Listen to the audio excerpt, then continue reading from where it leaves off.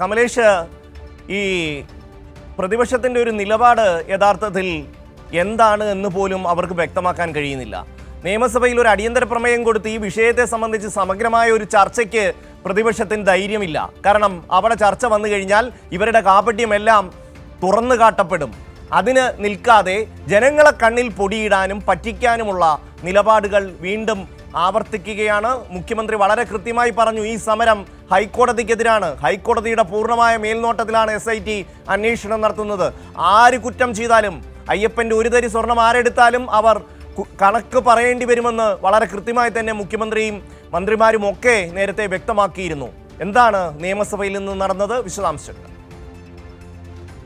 ഷമി, സ്വാഭാവികമായും ഈ ശബരിമല സ്വർണ്ണമോഷണവുമായി ബന്ധപ്പെട്ട വിഷയം സഭയിൽ ചർച്ച ചെയ്യാതിരിക്കാനുള്ള ഒരു ഇടപെടൽ തന്നെയാണ് പ്രതിപക്ഷത്തിന്റെ ഭാഗത്തു നിന്നും ഉണ്ടാകുന്നത്. അതുകൊണ്ട് തന്നെയാണ് കഴിഞ്ഞ ദിവസങ്ങളിൽ സഭ ചേർന്നപ്പോഴും നിലവിൽ ഇപ്പോൾ സഭ ചേരുന്ന ഘട്ടത്തിലും ഈ ശബരിമല വിഷയവുമായി ബന്ധപ്പെട്ട് യാതൊന്നും തന്നെ ഒരു അടിയന്തര പ്രമേയമായി പോലും കൊണ്ടുവരാൻ പ്രതിപക്ഷത്തിന് കഴിയാതിരിക്കുകയും ചെയ്യുന്നത്.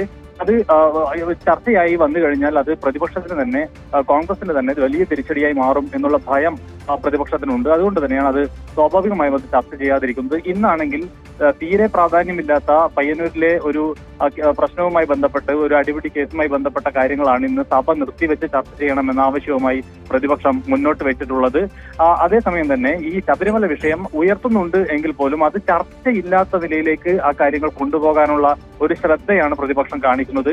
അതിന്റെ ഭാഗമായി പ്രതിപക്ഷ അംഗങ്ങളായിട്ടുള്ള രണ്ടുപേർ, CR മഹേഷും അതുപോലെ തന്നെ നജീബ് കാന്തപുരവും, കോൺഗ്രസിൽ നിന്ന് CR മഹേഷ്, ലീഗിൽ നിന്ന് നജീബ് കാന്തപുരം, ഈ രണ്ടുപേരും സഭാ കവാടത്തിൽ സമരമിരിക്കുന്നു എന്നാണ് പ്രതിപക്ഷ നേതാവ് അറിയിച്ചിട്ടുള്ളത്. അതിനുള്ള മറുപടിയായാണ് മുഖ്യമന്ത്രി പറഞ്ഞിട്ടുള്ളത് ഇത് ഹൈക്കോടതിക്കെതിരായ സമരമാണ് എന്നുള്ളത്. അതായത് ശബരിമല വിഷയവുമായി ബന്ധപ്പെട്ട് ഇതിന്റെ പ്രത്യേക അന്വേഷണ സംഘത്തെ ഉൾപ്പെടെ രൂപീകരിച്ചിട്ടുള്ളത് ഹൈക്കോടതിയുടെ മേൽനോട്ടത്തിലാണ്. ആ നിലയിൽ തന്നെ അന്വേഷണം മുന്നോട്ട് പോകുന്നതും ഹൈക്കോടതിയുടെ മേൽനോട്ടത്തിലാണ്. സ്വാഭാവികമായും ശബരിമലയിലെ അന്വേഷണത്തിനെതിരെ ഒരു സമരം നടക്കുന്നു എന്ന് പറയുമ്പോൾ അത് സഭാ കവാടത്തിലാണ് നടക്കുന്നതെങ്കിൽ പോലും അത് ഹൈക്കോടതിക്കെതിരായ സമരമായി മാത്രമേ വിലയിരുത്താൻ കഴിയൂ, കാണാൻ കഴിയൂ എന്നതാണ് ആ മുഖ്യമന്ത്രി മറുപടിയിൽ പറഞ്ഞിട്ടുള്ളത്. ഏതായാലും ആ വിഷയം, ശബരിമലയുമായി ബന്ധപ്പെട്ട വിഷയം സഭയിൽ ചർച്ചയാവാതിരിക്കാനുള്ള ഒരു സൂക്ഷ്മത പ്രതിപക്ഷം നടത്തുന്നുണ്ട്. അതുകൊണ്ട് തന്നെയാണ് സഭയ്ക്കകത്ത് ചർച്ച ചെയ്യാതെ സഭാ കവാടത്തിൽ സമരമിരിക്കുന്ന രീതിയിലേക്ക് പ്രതിപക്ഷം പോവുകയും ചെയ്യുന്നത് എന്നതാണ് നമുക്ക് കാണാൻ കഴിയുന്നത്. ഷമ്മി.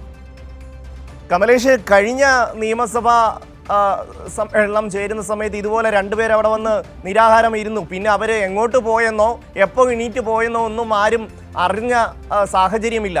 അതിലും ദയനീയമാണ് ഇപ്പോഴത്തെ അവസ്ഥ. യാതൊരു ലക്ഷ്യബോധവുമില്ലാത്ത കുറച്ച് ആൾക്കൂട്ടമായി പ്രതിപക്ഷം മാറുകയാണ്. എങ്ങനെയും ഈ ജനങ്ങളെ പറ്റിച്ച് മാധ്യമങ്ങളുടെ സഹായത്തോടു കൂടി അധികാരത്തിലെത്തുക എന്ന ഒറ്റ അജണ്ടയുടെ പുറത്താണ് ഇവർ നീങ്ങുന്നത്.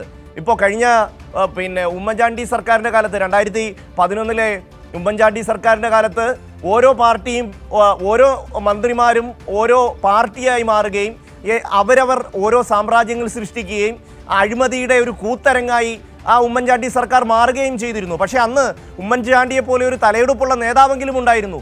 ഇപ്പോൾ ഈ പറയുന്നത് പോലെ പ്രതിപക്ഷത്തിനെ നിയന്ത്രിക്കാൻ പോലും ആരുമില്ലാത്ത ഒരു സാഹചര്യം, ആർക്കും ആരെയും ബഹുമാനമില്ലാത്ത ഒരവസ്ഥ, ആരോപണങ്ങളുടെ പെരുമഴയിൽ നിൽക്കുന്ന കുറച്ച് നേതാക്കൾ. ഇവർക്ക് ഈ പറയുന്നത് പോലെ അധികാരത്തിലേക്ക് എങ്ങനെയെങ്കിലും എത്തുക, കുറേ അഴിമതി നടത്തി കുറേ പണമുണ്ടാക്കുക, ആ ഒരു ലക്ഷ്യത്തിൻ്റെ അടിസ്ഥാനത്തിൽ മാത്രം മുന്നോട്ട് നീങ്ങുകയാണ്. ഇന്ന് നിയമസഭയിലടക്കം അവർക്ക് ശബരിമലയെക്കുറിച്ച് ഒരു ചർച്ച ആവശ്യപ്പെടാനുള്ള ധൈര്യം പോലും വരുന്നില്ലല്ലോ കമലേഷ്. ഷമി, തീർച്ചയായും ഈ കഴിഞ്ഞ നിയമസഭാ സമ്മേളനം, അതായത് 15ാം നിയമസഭയുടെ 15ാം സമ്മേളനത്തിലും അതുപോലെ തന്നെ ഈ 16ാം സമ്മേളനത്തിലും കൃത്യമായി ഒരു വിഷയം എടുക്കാൻ പോലും ധൈര്യമില്ലാത്ത നിലയിലേക്ക് പ്രതിപക്ഷം പോകുന്നു എന്നുള്ളതാണ്. അടിയന്തര പ്രമേയമായി കഴിഞ്ഞ 15ാമത് നിയമസഭാ സമ്മേളനത്തിൽ ഉൾപ്പെടെ അടിയന്തര പ്രമേയമായി വന്ന വിഷയങ്ങളെല്ലാം എടുത്ത് പരിശോധിച്ച് നോക്കിയാൽ ഒരു യുക്തിയുമില്ലാത്ത അല്ലെങ്കിൽ ഒരു പ്രാധാന്യവുമില്ലാത്ത വിഷയങ്ങൾ പോലും അടിയന്തര പ്രമേയമായി ഉന്നയിക്കുന്ന ഒരു സ്ഥിതിയാണ് ഉണ്ടായിട്ടുള്ളത്. സമാനമായ നിലയിൽ ഇപ്പോഴും എന്താണ് അടിയന്തര പ്രമേയമായി കൊണ്ടുവരേണ്ടത് എന്ന ഒരു ധാരണ പോലും ഇല്ലാത്ത നിലയിലേക്ക് പ്രതിപക്ഷം മാറിപ്പോകുന്നു. ഷമ്മി സൂചിപ്പിച്ചതുപോലെ തന്നെ ഒരു നേതൃത്വമില്ലാതെ എന്ത് ചെയ്യണമെന്നറിയാതെ പുഴങ്ങി നിൽക്കുന്ന ഒരു പ്രതിപക്ഷ നിരയെയാണ് കഴിഞ്ഞ സമ്മേളനങ്ങളിലെല്ലാം തന്നെ നമുക്ക് കാണാൻ കഴിയുന്നത്. ഈ സമ്മേളനത്തിലും സമാനമായ സ്ഥിതിയാണ് നിലവിലുള്ളത് എന്നതാണ് സാഹചര്യം. അതുകൊണ്ട് തന്നെയാണ് ഈ വിഷയത്തിൽ, ശബരിമല വിഷയത്തിൽ ഉൾപ്പെടെ ഒരു കൃത്യമായ ഒരു ഏത് ദിശയിലൂടെ പോകണം എന്ന് പോലും.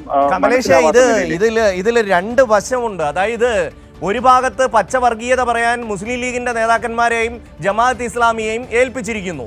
ഇപ്പുറത്ത് ഇനി ഭൂരിപക്ഷ വർഗീയത ഏതെങ്കിലും തരത്തിൽ ആളിക്കെത്തിക്കാൻ പറ്റുമോ എന്ന് നോക്കാൻ ശബരിമല ഒരൊറ്റത്തെടുത്തിരിക്കുന്നു. അല്ലാതെ ഈ വിഷയത്തിൽ എന്തെങ്കിലും ഒരു ആത്മാർത്ഥത അടുത്തുകൂടെ പോലും പോയിട്ടല്ല ഇത്തരത്തിൽ ഒരു നിലപാട് പ്രതിപക്ഷം എടുക്കുന്നത്. ആകപ്പാടെ അവരുടെ കൈവശം ഉള്ളത് ഈ വർഗീയത പറയുക എന്നുള്ളത് മാത്രമാണ്.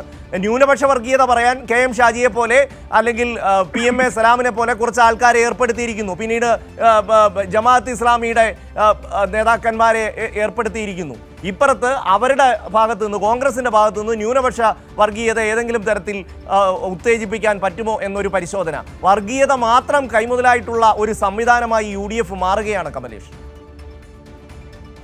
ഷമി, തീർച്ചയായും ആ നിലയിൽ തന്നെ വേണം ഇതിനെ കാണാൻ. ഏതായാലും ഈ ശബരിമല വിഷയത്തിൽ ഉൾപ്പെടെ ആത്മാർത്ഥതയില്ലാത്ത ഒരു നിലപാടാണ് പ്രതിപക്ഷം സ്വീകരിക്കുന്നത് എന്ന കാര്യത്തിൽ യാതൊരു തർക്കവുമില്ല. അക്കാര്യം ഏറ്റവും ഭംഗിയായി മനസ്സിലാക്കാൻ കഴിയുന്നത് ഈ പ്രശ്നവുമായി ബന്ധപ്പെട്ട് നിരവധിയായ പ്രതികളെ അറസ്റ്റ് ചെയ്യുന്ന സാഹചര്യമുണ്ടായി. അപ്പോഴൊക്കെയും ആ വിഷയങ്ങളെല്ലാം ഏറ്റെടുത്ത് വലിയ പ്രചരണം നടത്താൻ ശ്രമിച്ചിരുന്ന കോൺഗ്രസ് ഉൾപ്പെടെയുള്ള പ്രതിപക്ഷം തന്ത്രിയുടെ അറസ്റ്റുമായി ബന്ധപ്പെട്ട് യാതൊന്നും, അതായത് തന്ത്രിക്കെതിരെ ഒരു വാക്ക് പോലും പറയാൻ തയ്യാറാകുന്നില്ല എന്നുള്ളതാണ്. പ്രതിപക്ഷം കോൺഗ്രസ് ആണെങ്കിലും BJP ആണെങ്കിലും സമാനമായ നിലയിൽ തന്ത്രിയെ സംരക്ഷിക്കുന്ന നിലയിലേക്കുള്ള ഒരു സമീപനമാണ് സ്വീകരിക്കുന്നത് എന്നുള്ളതാണ്.